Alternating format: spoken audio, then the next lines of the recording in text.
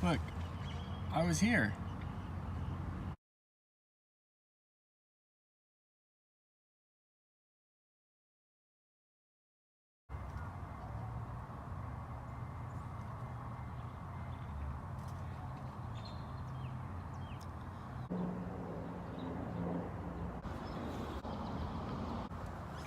A wallet's good for one thing. Not holding money, I'll tell you that much. Nope. Right there. Rule of thirds, baby. Eyebrow on the third. Maybe it should be my eye. I'm gonna leave it. I think it's good. I think it won a Grammy. Any guesses? All guesses are wrong. He breaks from his typical, like, well, back then, his typical, like, poppy, Jack Johnson-y, I don't know what it is. Hold on. Whoa! It's more soulful, and it has more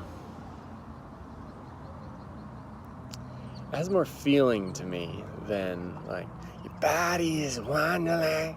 Steve Jordan's the drummer on this album, and is now, like, the drummer for John Mayer. Steve Jordan played for SNL for years, that's cool. It's a good gig. I mean, that's a great band, SNL band. He also played on David Letterman.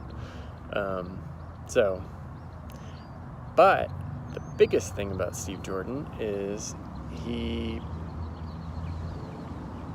played with Stevie Wonder, which is the coolest. And you have to be really good to play, like... It broke. I think I was a little bit too violent with it. The two hardest things to play, well, okay, three. Let's do the three hardest people to play for. James Brown was a drummer, and very hard to play for, apparently.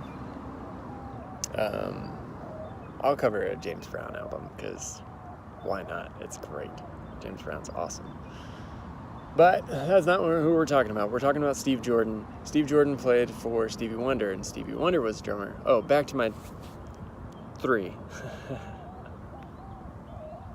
My brain.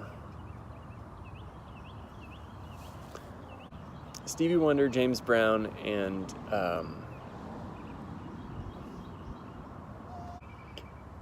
Perry. No. The guy. Berry. Chuck Berry. Whew. Here's how I got there. I couldn't remember what his name was, so then I quoted in my head Back to the Future whenever our boy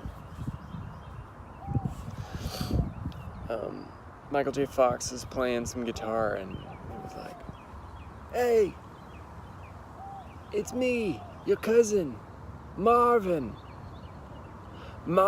Berry," because he was calling Chuck Berry, because it's a Chuck Berry song that he was playing. Anyway, Steve Jordan played for one of those guys, and I think Stevie Wonder's a nice guy. He's always smiling, so you can't be that mean if you're always smiling. I think that's where the album gets so much soul. It's like there's this underlying feel that Steve Jordan lays down throughout the entire thing. What he's doing isn't necessarily complicated on first listen, and then you kind of like lean in a little bit and you're like, oh, yep, he's just really good. He's just really good at making these simple things that are complicated. Almost every John Mayer album that I've listened to, every John Mayer album that I've listened to that isn't this one, I'm like, I don't like that one. I don't like that one, which is fine. That's part of music, is you like things what you like, and you like what and the whole overarching theme of the album is like, where does he fit in the continuum of life? Like, how what is his impact, and what's the purpose of this life?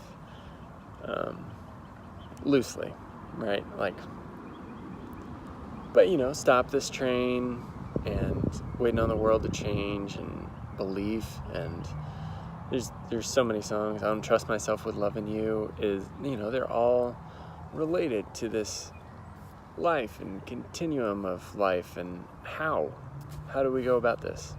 And I think I really resonate with albums that just have questions with no real concrete answers, and I really like that about this album. That's all I got, I guess.